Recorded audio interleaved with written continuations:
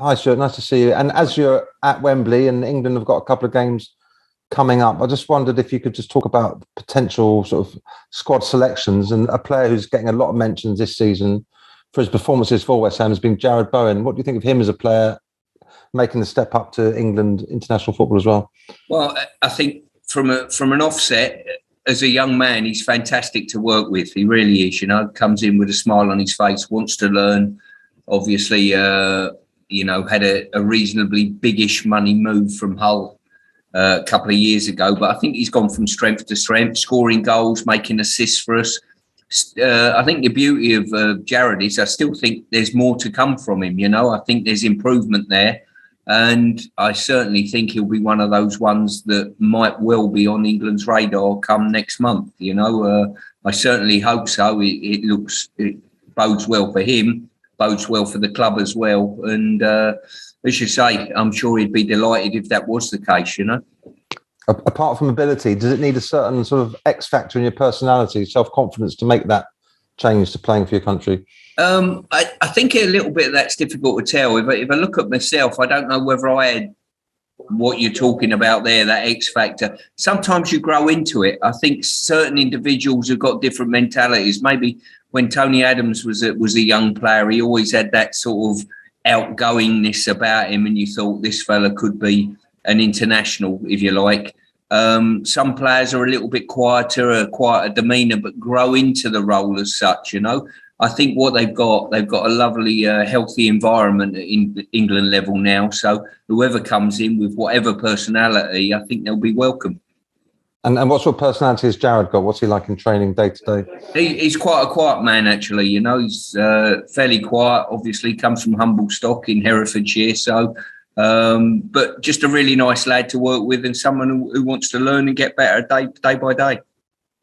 And someone's happy to jump in, but can I just ask you about another player who's doing very well this season at club level and also really settling as a full international, is Declan Rice. What are your thoughts on him and the impact he can have for England for the rest of the year? Well, I've got to say he's been absolutely magnificent for us this year. I think, my first time round at West Ham a few years ago saw a young man just breaking into the team. Now I'm seeing a very rounded international player, somebody that, once again, like Jarrod, he's getting better. I think he'll improve year on year.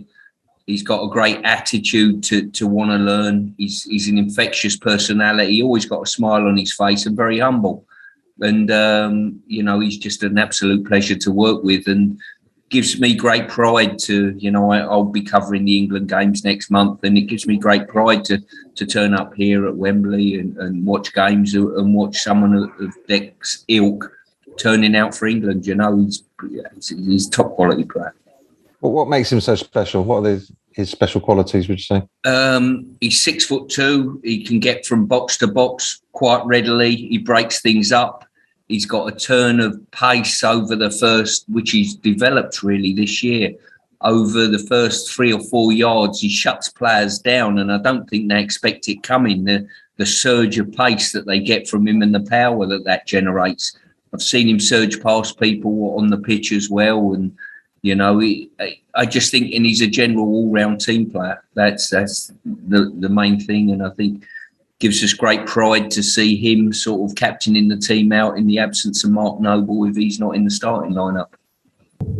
Yeah, it was just on Jarrod, Stuart, if I may. I wondered what work you specifically do with him as a former left-back, and what would you have done to have stopped him when you were playing? Well, obviously, Jarrod plays as an inverted winger as such, coming in on his left foot, which makes it very difficult for fullbacks and wing-backs to deal with.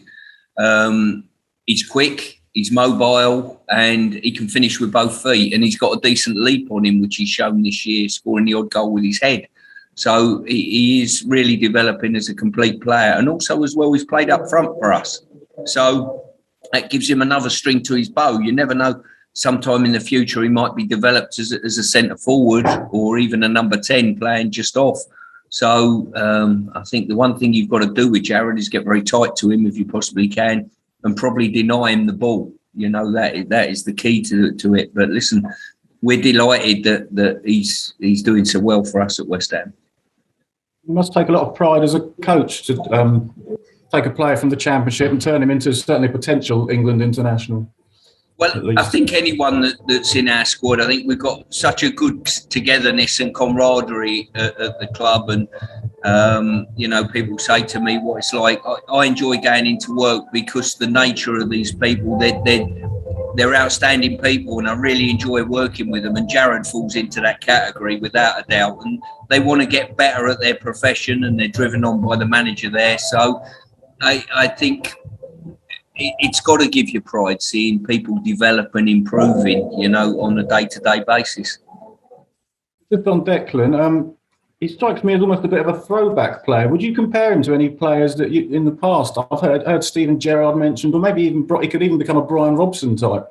Yeah, it's difficult to compare him to anyone. What I would say is he's got, he's decent in the air. He can get from box to box. He's very athletic. I think he ticks a lot of boxes. I think he's recognised as that holding midfield player type and breaks up play brilliantly well. But I still think as he develops, he's going to get more and more to his game.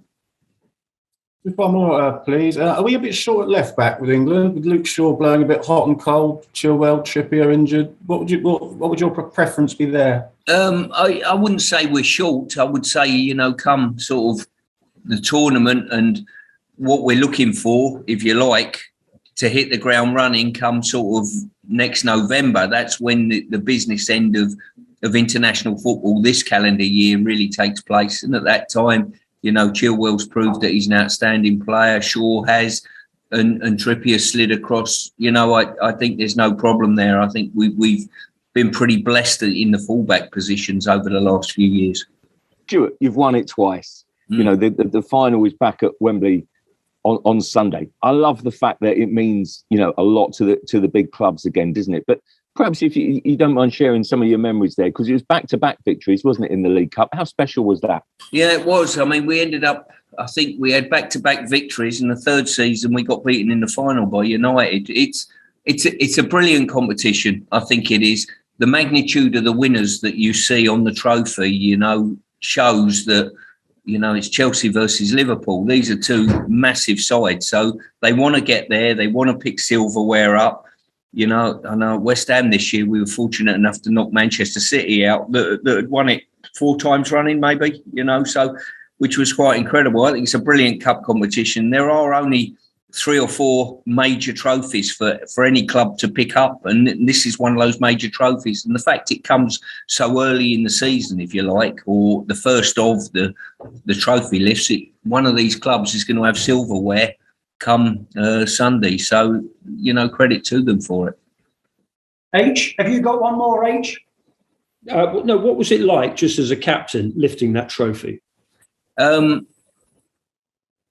think to take your group of supporters to Wembley, Henry, was very special, especially at Forest as well, because our football club at Nottingham, we went through an era when they won back-to-back European Cups in the late 70s and 1980. And then there was a fallow period before we ended up going back to Wembley to pick a League Cup up.